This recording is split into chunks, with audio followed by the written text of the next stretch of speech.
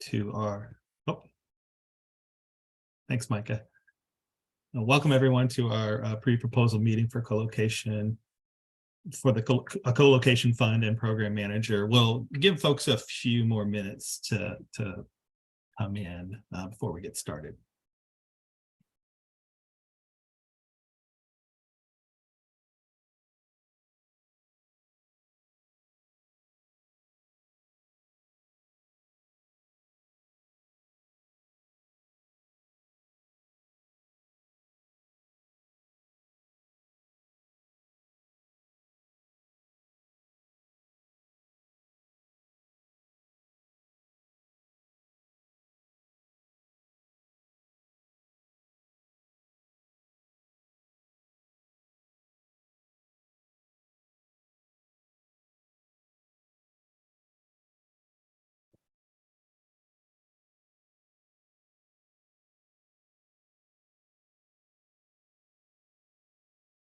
And Micah, did you check? Did we have about 12 folks that pre-registered for the conference? Yeah, that's when I checked yesterday. Okay. You want me to double check what it is right now? No, that's okay. I was just curious how many minutes I want to give folks to join. Looks like we have about 7 folks so far, so I'm sure not everyone that pre-registered will show up.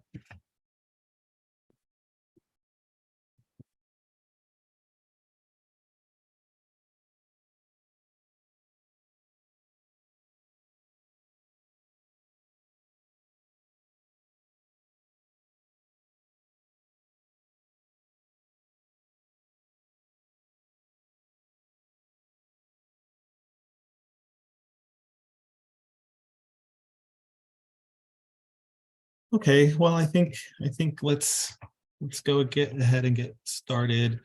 We are recording this as well, so just want to let everybody know that this will be found on our website in the event that you want to revisit it at a later date. Want to thank you all for coming and showing interest in our co-location fund and program manager offering.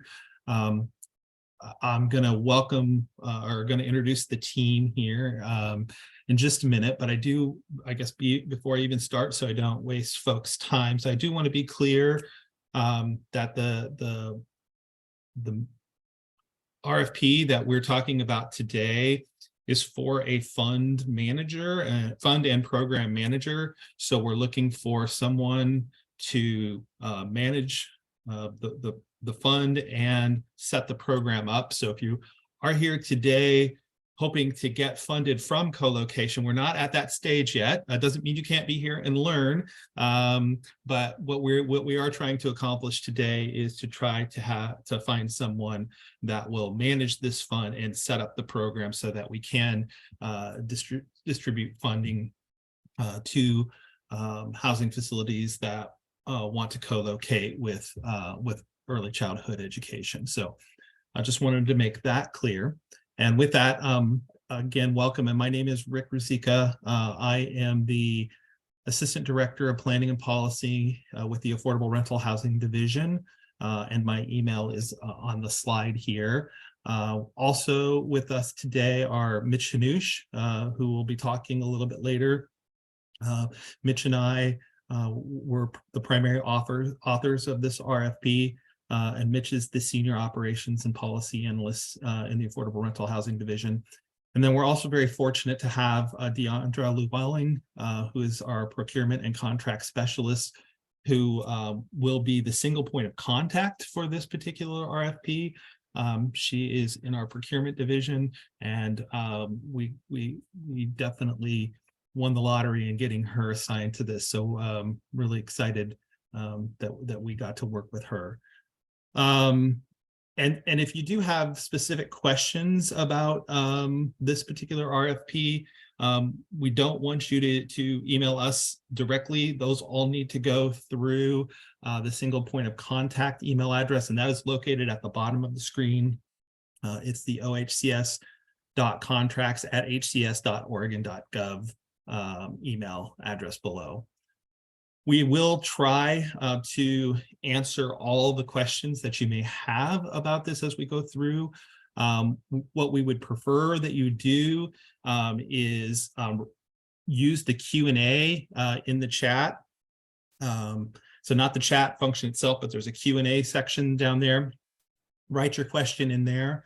And when we're done, we will try to answer that. Can't guarantee that we're going to have answers for all the questions. I imagine there's probably some really good ones out there. And in that case, we will post those later. And I think Deandra will talk about that process. But we are going to try very hard to answer all of them that we can today. Mitch, next slide, if you would. So just to kind of give you a bit of an introduction, co-location is basically the act of integrating early childhood and education facility within an affordable housing development. We give everything cool acronyms, and so we call this particular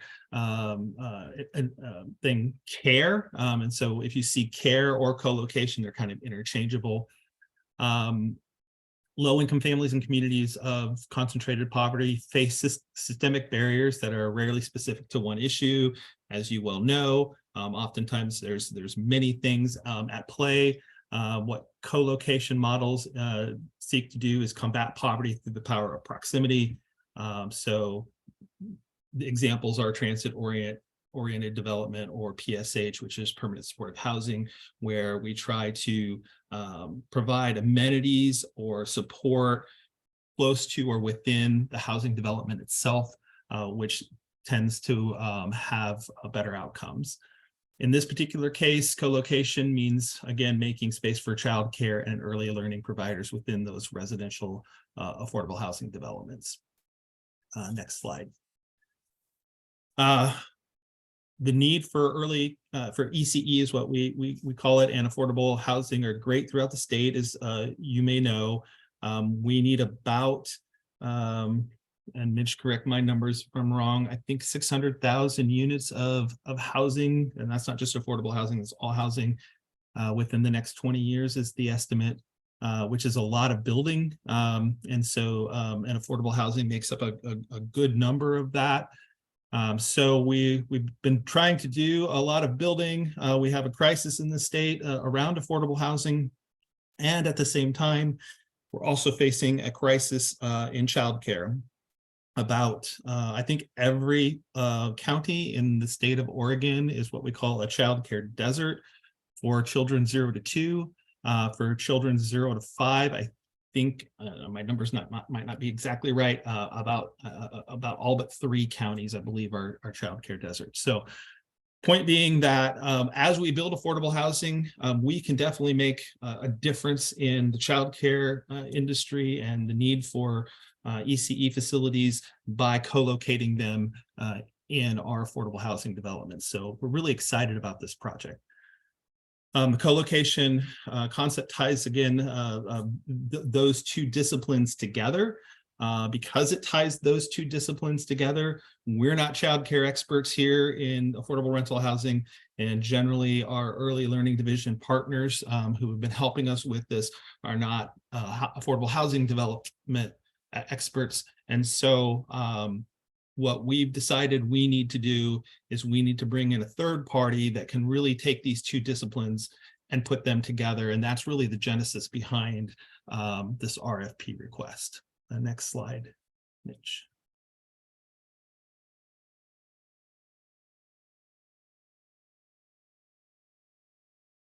Is it just a little slow, Mitch? Next slide. Oh, maybe I just missed it. Thank you. I'm sorry. That's my bad. Currently, there's no dedicated state or federal funding for EC operators to utilize direct support developments of EC facilities. We are seeing some communities throughout the state that are working on this. One great example is Preschool for All, which is in Multnomah County, and we have actually from a timing perspective, release this RFP at the same time they are releasing an RFP for the same type of third-party administrator, fund administrator, and program manager. And we'll talk about this a little bit later, but there are some incentives associated with applying for both RFPs, because we do see a lot of efficiencies that can be gained by having one RFP or one manager of both programs. Doesn't mean they have to be. Want to make that clear.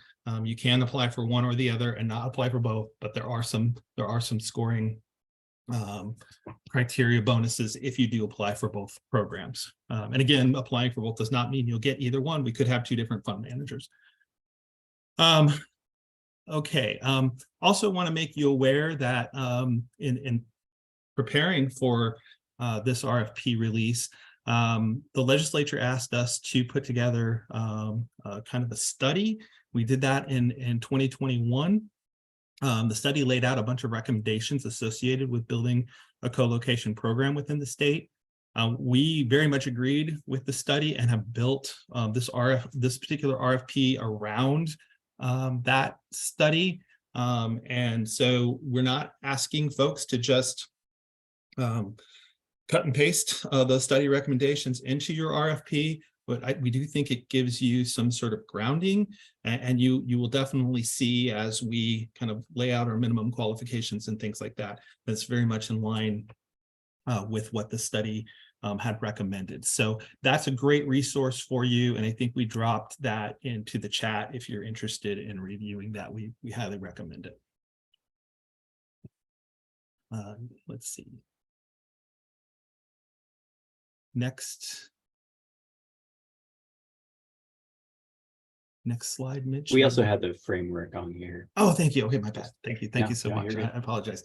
Okay, and we also thank you.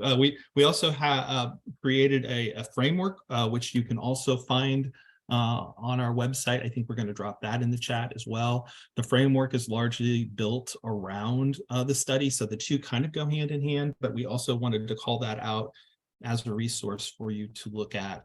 Again, both are fairly broad because we want to give the RFP provider some flexibility in terms of what they think the program should look like and what works best from an administrative standpoint from their point of view, but it should give you some guidance in terms of what we're looking for within those parameters. Thanks so much.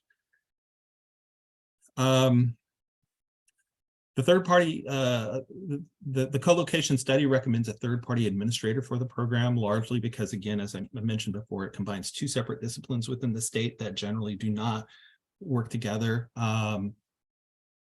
In addition, we anticipate fund leveraging associated with this program from other public, private, and philanthropic institutions.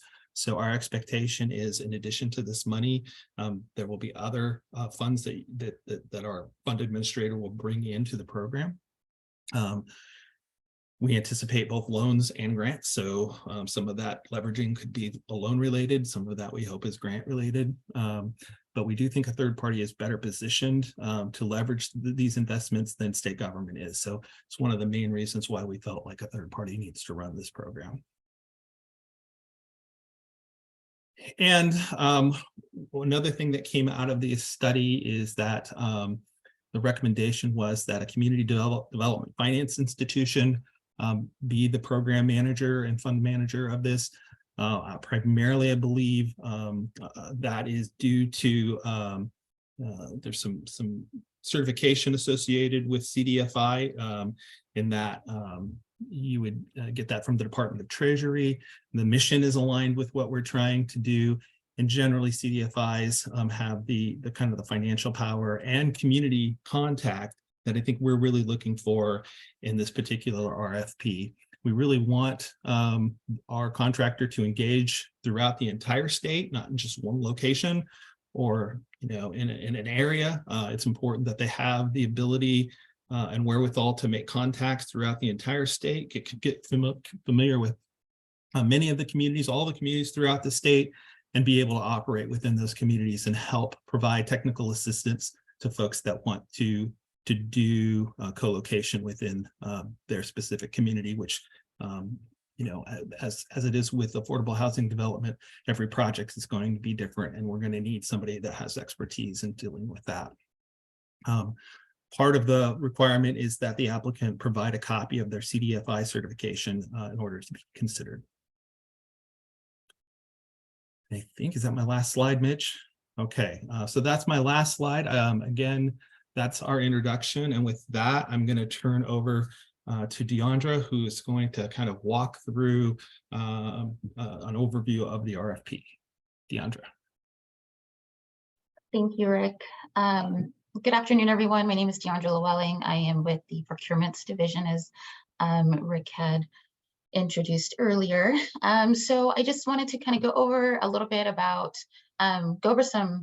it's basically some procurement housekeeping items. I'm just going over the solicitation process. More often than not, people coming into these opportunities maybe have never dealt with, government procurement. Procurement in the public sector is definitely done a little bit different than it is in the private sector. And so sometimes there are some nuances that need to be addressed. And so I want to just kind of go over a little bit of what those might look like. And so first and foremost, the procurement process or solicitation process is governed by different state, federal regulations and guidelines. And so it is a very pretty stringent process that there's lots of rules that procurement must adhere to in the development and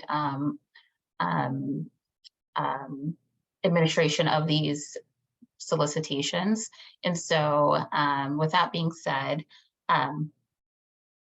the way this works is there is definitely just one single point of contact.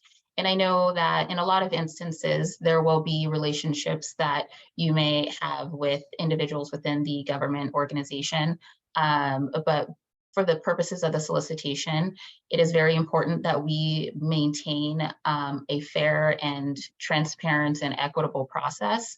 And so in doing so, procurement is the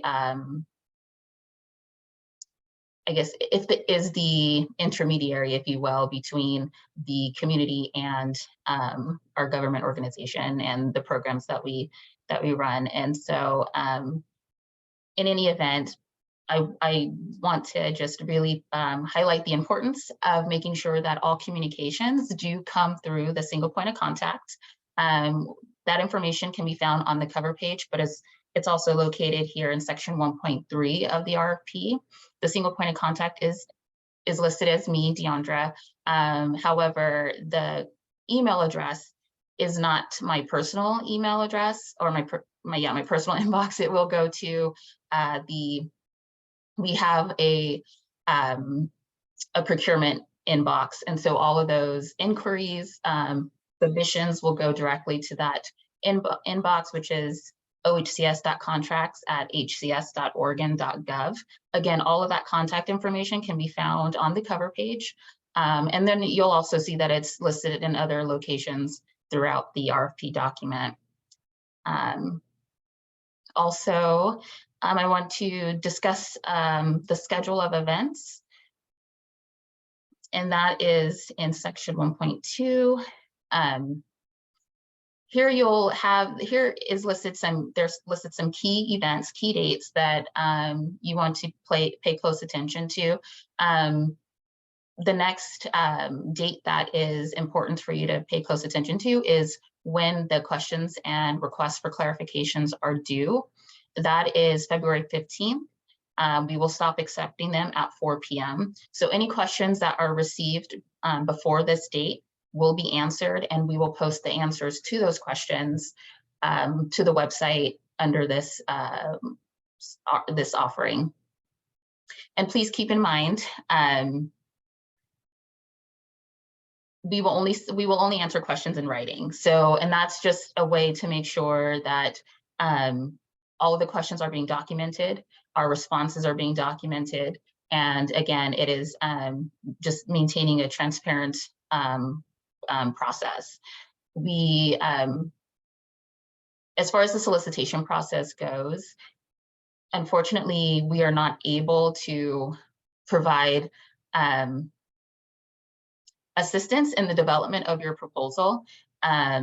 It's really important that you pay attention to the submission requirements, the evaluation criteria, and develop your proposal in response to what we're asking of you in the solicitation document, since we're not able to give you any preferential treatment or any specific direction on how to what we're looking for exactly or anything like that.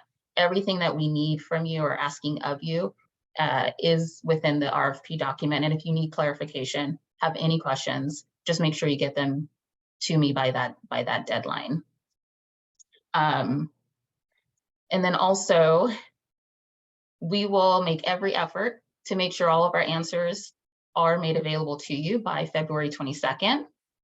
And that's another important date to note. So just go ahead and continue to check on our procurement opportunities page for any new updates, any new documents. That's where we'll post any addenda, any changes to the RFP, whether that be answers to the questions or changes to sections within the RFP, anything like that. Just so that you have the most up-to-date information, I encourage you to check our opportunities webpage. I'd say daily, just to make sure that you're not missing anything. I think lastly, the closing date for this proposal or for the solicitation proposals are due March 17th, 2023. And that again, please, make sure that you submit your proposals to the email inbox at ohcs.contracts, and we'll make sure that all of those proposals that are received by that date, are reviewed. If you happen to submit it after that date, we cannot. There are no exceptions. We cannot review your proposal. So if we receive a late submission, it automatically disqualifies you from further review. So just please pay attention to those dates. Let's see. I think, and lastly, I just want to draw your attention to the submission requirements, which I believe is in section 3. So just make sure you go through all of those points. Make sure that you're completing all the forms that are required to be submitted along with your proposal. We do have a proposal page limit, so make sure that you are adhering to that requirement as well. And also our the evaluation criteria, which is in section 4, I believe, 4.10. So again, just I can't stress enough how important it is for you to read the RFP in its entirety, line by line, to make sure that you are fully understanding what we're requiring, what we're asking of you, so that you can provide the best proposal, best response to this solicitation offering. But please, if you have any questions or concerns or need clarification, please don't hesitate to reach out and contact me, and we will make sure that we get your questions answered. Thank you. Oh, and I'm going to hand it off to Mitch. Sorry. You're good. Thanks, Deandra. I appreciate that. So I'm going to quickly, unless there's any questions at the moment, and again, if you have questions, please feel free to drop them in the chat and we can try to kind of answer them as we go, but we'll, I think, definitely have time at the end for folks if they have any questions too. Also, yeah, don't hesitate to reach out to Deandra and OHCS contracts email if you have questions that pop in your head after this is over. You know, that always happens to me as soon as the meeting's over. Again, my name is Mitch Hanoush. I'm the Senior Policy Analyst with the ARH division, working with Rick on this and Deandra. And so we just kind of wanted to give you a brief overview. We know this was kind of a quick turnaround to get this pre-proposal conference. So we wanted to make sure we sort of walked through at least a little bit of the expectations and also some of our goals with the program. I think Rick's overview gave you some good context. I think using our study and the framework are really sort of what a lot of these goals and direction were based off of.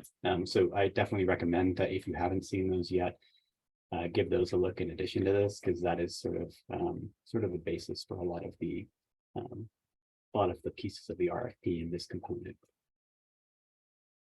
So first and foremost, our scope of work is sort of the baseline expectations for the CDFI who will be applying for this fund. I'm just going to walk through each of these points. I know you have it, but I want to make sure we hammer these home, because these are sort of, we're asking a lot from the CDFI, but we're also really excited about some of the flexibility that we're giving you all to show us what you can do and how you could turn this program into sort of a really big asset for the state generally. So first and foremost, we are obviously asking you to create a co-location fund that can incentivize development of affordable rental housing with co-located with early childhood and education facilities, early care and education facilities.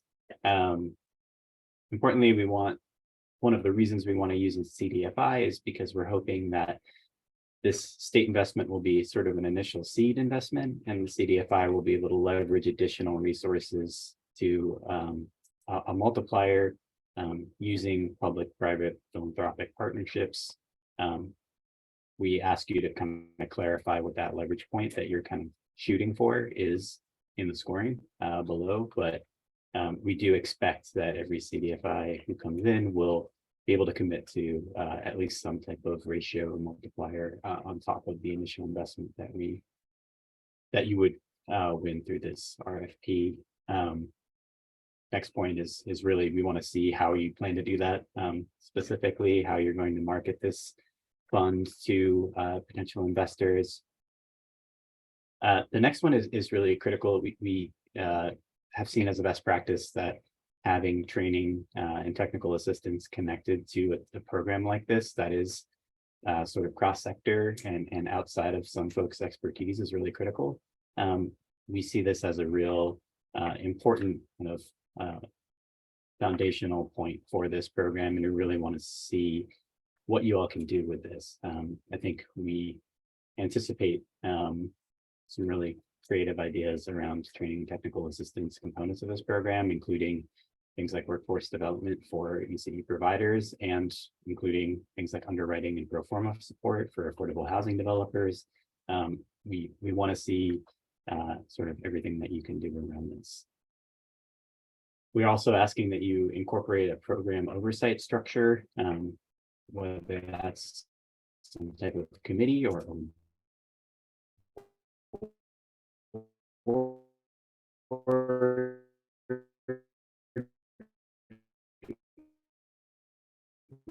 I think we're losing Mitch. Deandra, are you losing Mitch too? Again, are leaving. I am. But that's just kind of point earlier. Mitch, we kind of lost you there. Can you hear us? I can. Okay. Let me turn my video off to try to get a little more stable. Yeah, thank you. Connection. So did I get through the oversight structures? Yes, I think you can pick up from there. Yep. Okay. I'll try to move faster. Sorry. So yeah, we also we really think it's critical that the CDFI is connected to their community. We listed several organizations and types of organizations here that we saw as kind of fundamental to being able to do this effectively, is to have relationships with these types of organizations and communities around the state. This is not a comprehensive list. We encourage you to have more than this, but this seemed like sort of at least a baseline requirement for you to be able to work with and lead efforts for community engagement with this program. Similarly to that, we see this as this CDFI being a matchmaker, being able to kind of pair interested ECE operators who are looking for a facility with developers who are interested in co-locating this type of facility, and vice versa. We think that there could be a real benefit here as an intermediary that this CDFI could play in connecting those two groups. And of course, we want you to establish the co-location program to distribute funding through that program. We anticipate it being competitive, but are excited to see sort of what proposals that you submit around this. These are some of the really high level must-haves in your awards. We'll ask you to go into far more detail in the scoring around sort of what this looks like and how you plan to actually operationalize this.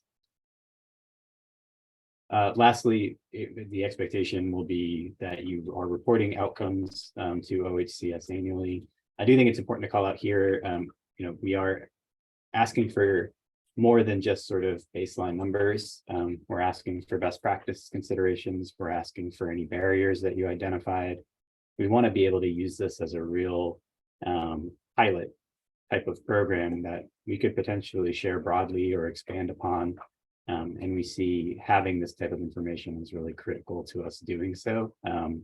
We are sort of leading the nation nationally around something like this by having a program that's intentionally doing something like this. So we want to be able to start it up front with the type of outcome tracking and evaluation metrics that we could potentially share broadly if and when it's successful.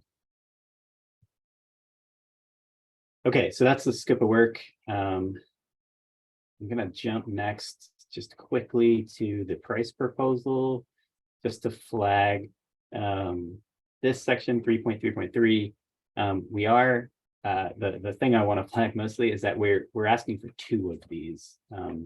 We want you to show us sort of what your administrative costs will be to stand up and operate this program with both the $10 million investment from this RFP that the award will be here. We also want you to show us sort of what your costs would be similarly if an order of magnitude more money came to the state with this intent. We have made an amendment to this that we'll be sharing soon if we haven't already. We're asking you to not do a $30 million budget. We want to see a $110 million budget and what that would look like for your CDFI. I think what's just critical to point out here is we're not committing to $100 million extra with this, but we are in the middle of a legislative session, and we have folks who are proposing, lots of investment in this area. It's a real critical need that's been identified by the governor and by a lot of legislators. And so we want to make sure that we're thinking about next steps for this program and the potential ability to kind of level it up. And we want to see what your administrative costs would look like with that kind of next step or next level of funding investment up front for your program. So yeah, we want two of these, just to say it again. We want a price proposal for $10 million and we want a price proposal for $110 million. I'll also say, please don't send us a DVD or CD. I think, well, I don't know, maybe, I know I can't accept a CD anymore, but I think Deandra would probably prefer something that was not in those formats if possible. Okay, lastly, on this section, just to flag another thing, this program implementation plan is sort of stuck in here. And we want to make it clear that this is a really critical piece. We want to see exactly how you're going to do all of the things. And this is sort of providing that management plan and structural skeleton behind all of the exciting stuff that you're going to do. We want you to sort of proof of concept what this will look like for your organization and standing it up. Yeah, just flagging that. Okay, evaluation process quickly.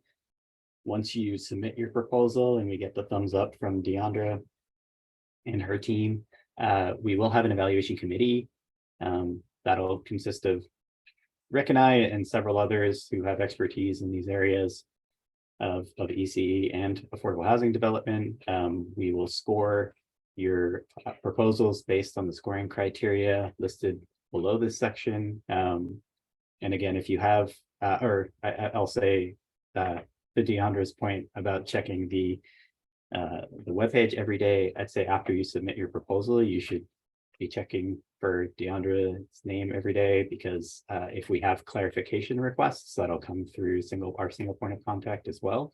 And we want to make sure you're able to be as quickly responsive to any need for clarification from your response as possible. So our evaluation committee can score this quickly and try to turn it around as fast as we can. Okay, lastly, I'm just going to kind of bang through the scoring here, just so we can sort of discuss some of the key goals of the program and priorities. This is, again, really exciting. We think this is, really ambitious, but will help us set up a real positive program with great outcomes that is both able to track with sort of the best practices identified in the study and also some of the state goals around these types of programs and this type of service provision. The scoring is broken out into sort of categories that have subcategories below them. So section 1, to respond to section 1, I want to ensure you see that you need to respond to A through E to fully respond to section 1. Please don't just respond to this header and think that will be worth the total 30 points. Each of those 30 points is buried within the kind of subcategories here. So I want to make sure, to just flag that the scoring criteria that the evaluation committee will be looking at are primarily these letters below the numbers. The numbers are kind of the big buckets of things that we're looking for with the specifics below. So please make sure you're responding to each of those kind of subcategories in your response when you're sending it in. And then, so I'll just talk through the buckets real quick, and you all can kind of read through the specifics later at your leisure, and send questions when you can, as long as it's before February 15th. So this first bucket is really around that training and technical assistance that I mentioned earlier. We want to see sort of how you're planning to operationalize this for early childhood educators and education providers, and also for development teams. We have a lot of specifics in here around kind of past experience and current capacity on staff, but also sort of your plan on how you will support kind of the businesses that are most underserved in our state and raise up sort of those providers that might need a boost to be able to do a project like this, or developers that might need assistance in creating a project that includes this type of facility in it. The next section is really specific to the program and how you plan to prioritize your projects and partners once applications start coming in for the fund. This is the largest section in terms of points, because we see this as one of the most critical components. We want to make sure you're really thinking ahead on what the kind of key project criteria and characteristics are going to be. We have some sort of fundamental required things in the scope of work that we wanted you to look at. I think the framework includes a lot more detail as well. But using these scoring criteria here is kind of a good place to start too. We really want you to focus on equity and racial justice in this. We really want you to focus on prioritizing living wages and equal opportunity hiring. And we know this is a balancing act. We just sort of want to see what your structure is going to be for balancing these kind of often competing priorities and kind of getting the best projects possible. The next bucket is around the fund itself. We want to see how you're going to leverage the most resources from that initial state investment. And then we sort of want to just see tracking like how you're going to actually administer the fund, what your costs are going to be for your own staff, and also what your plans are for making this a little more sustainable if possible.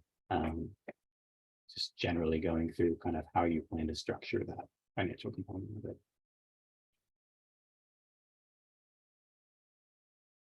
Section 4 is really around sort of your plan for operationalizing this this program. We want to see how you're going to literally do these things. So the plans are great, but we want to see sort of what your experience is and plans are for working with these types of organizations and connecting all of these kind of critical components that include, affordable housing, things like project underwriting or building pro formas, but also experience working with ECE providers and sort of some of the challenges that go with that too, and what your plan is for connecting those two, what your relationships are, who your partnership with, and then some of your existing experience as well. Last two sections here only have one little criteria because I think we called them out specifically to try to flag how important we felt they were. This number 5 is really specifically how are you going to work statewide, and intentionally calling out rural and very rural parts of Oregon. We are the state housing finance agency, so this funding has to be used, must be used for rural and very rural communities as well as urban communities. And we want to see through your response, your plan for intentionally reaching out to every community in the state. We know the needs are very different in those types of communities, and we really want you to be thinking ahead on how you plan to effectively engage and fund projects and technical assistance in those communities as well as urban communities. This is, I do also want to say, we do call out rural and very rural here. We also do want you to tell us how you'll do this in urban areas too, just entire state of Oregon. This is sort of a geographic outreach strategy response. And lastly, Rick brought this up, but this is our sort of bonus points for projects or CDFIs that are able to work with Preschool for All, Multnomah County's Preschool for All. As we mentioned, they have just released their RFP as well for a CDFI to operate a early childhood education facilities fund. We see a lot of potential efficiencies if a CDFI were able to do both of them. So we want, so we have these points here. We would ask if you are applying to both, this is where you would identify that. And then we just want to know sort of what your plans are to make, to use those funds together and how you see that as creating some efficiencies and cost effectiveness across the board. Mitch, can I jump in here for just a second? Absolutely. Yeah, I just want to say that we work very closely with Multnomah County Preschool for All. You should find that their RFP is extraordinarily similar to ours. So we did that intentionally so that as you're thinking through our RFP, and if you want to apply for their RFP, there should be a lot of similarities where you can just cut and paste. Now, obviously, our scope is the entire state. Their scope is Multnomah County. Some of the partnerships may be different, that kind of thing. Maybe some of the strategies different, but generally speaking, I think you're going to find that both of the RFPs are extraordinarily similar, and that was intentional. So A, because we're kind of wanting the same thing, B, to try to make life easier on the folks that are interested in doing this work, so that you're not having to do kind of two completely different RFPs. So thanks, Mitch. No, thanks, Rick. I appreciate that extra context. I think that's important to call out. And yeah, the link is here also to their RFP if you are looking for it and interested. Definitely encourage you to do that. So that's everything I wanted to kind of make sure we were covering in here. Obviously, there's more to this, and as Deandra, I think, perfectly said, make sure you're reading all of it and responding to everything we're asking you to. And if you have questions, definitely reach out to us. But if anybody has any questions Now, also, please feel free to jump in. We've got another 15 minutes scheduled, so feel free to use the brain trust that we've got here at the moment. But also, yeah, if it's not jumping out at you, shoot DeAndre an email and we'll get back to you quickly on that too.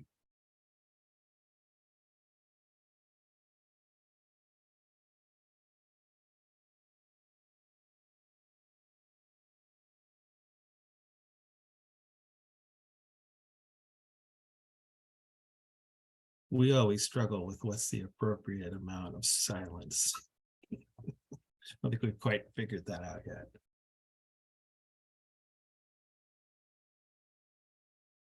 All right. No questions, any comments or, anything else, anything that you would like to discuss? Otherwise, we'll give you back some time. I would say too, if you're not a CDFI and you're just kind of interested in this, feel free to share it with someone you think might be a good fit, or yeah, it's open to any kind of certified community development financial institution. So encourage you to see someone who's a good fit and share it with them, because we want to get the best applications possible. So the more competition, the better, I think, from our perspective. And again, this is going to be recorded. So if you want to come back to this and listen to it again, you are more than welcome to do that as many times as you like. We encourage you to review the study. We encourage you to review the framework. And otherwise, reach out with questions. I will probably shouldn't admit this, but I think this is the first one of this type that Mitch and I have done. So it's very possible you're going to get in there and say, these guys are nuts. And we want you to throw that out there in a question and say, hey, we can't possibly, do this because, and then we would work with DeAndre in making a change as long as it's before the deadline. So don't be afraid to do that. And I'd like to add something, piggyback off of what you said, Rick. The nice thing about the way that this RFP has been structured, and the intent behind a proposal is for you to tell us how you would carry out this work to meet the need that we have outlined within the solicitation. So it's a great opportunity, like Rick said, if there's some things that you feel like can't be accomplished, you can make that known, but also demonstrate how you would accomplish that task. And then also, I just want to let everyone know too that the recording will be made available on the procurement opportunities webpage as well for viewing later. Thank you. All right. And thanks, Matt. We appreciate the nice comment. All right. Have a good day, everybody. And we're excited to start digging through all the wonderful responses that we get. Have a good day. Thank you. Thanks, everyone.